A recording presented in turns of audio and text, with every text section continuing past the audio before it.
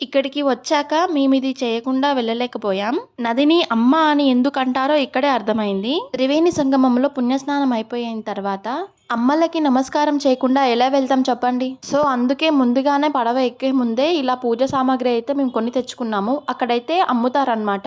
అన్నీ వాళ్ళే సెట్ చేసి ఇస్తారు. ఇలా పూజ సామాగ్రి మొత్తం ఒక్కొక్కటి 10 రూపీస్ అలా ఉంటుంది. మొత్తం కలిపి మాకైతే 40 రూపీస్ అయింది.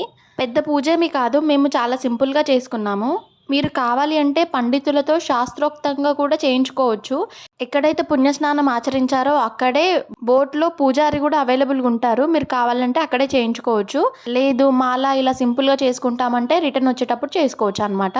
ఒక చిన్న కాగితపు పడవలో కొద్దిగా పువ్వులు, ఒక చిన్న ప్రమిదలో దీపం పెట్టి అగరబత్తులు కూడా వెలిగించి గంగమ్మకి ఒకటి, యమునమ్మకి ఒకటి, సరస్వతి అమ్మకి ఒకటి వెలిగించిన ప్రమిదలను నీళ్ళల్లో నెమ్మదిగా విడిచాము.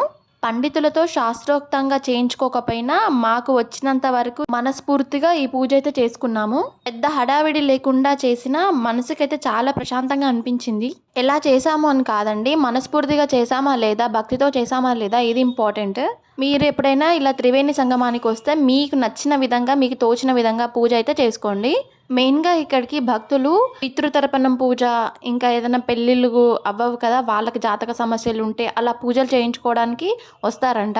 శ్రీరాముల వారు తన తండ్రి దశరథ మహారాజు తదనంతరం పితృతర్పణం పూజ ఇక్కడే చేశారంట. అలా ఇక్కడ పితృతర్పణం పూజలు చేయడం స్టార్ట్ అయ్యాయి.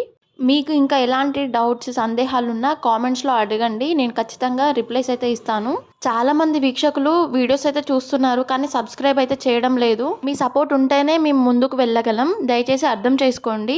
లైఫ్ విత్ భక్తి.